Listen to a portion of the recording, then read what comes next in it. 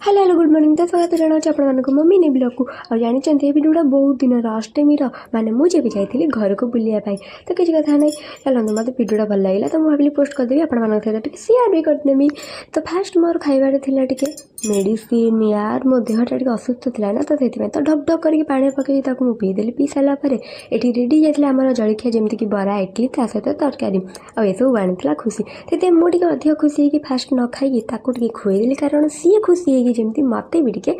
खुएदब यार आ सत्य से ही है आईटी आपण मैंने देखिपे ये किए बसी साधारण पिलाटे मानी अरे सी एत भी साधारण नुहे मो ता देहटा टे भल ना तो सी भी मेडिकल जाइला तो से चुपचाप अच्छे आ सी मो गोटे भल जिनसटे आनी गुपचुप अरे खटा पानटा को मुझे चिरी पारे जे लास्ट को बाध्य कि मत दांत चिड़िया को पड़ा अरे जो थे चिर चिर हेल्ले टे शीघ्र खाओ अरे जिते मानी आनी मुझे न देखी खाईपारि सेमती तो नुहे ना टे भल पाइबाटा अधिक अच्छी ना प्रति मोर से गोटे खुएदेली भिडियो जब आपको भल लगे तो गोटे लाइक करेंगे चैनल को नगरी आसे सब्सक्राइब कर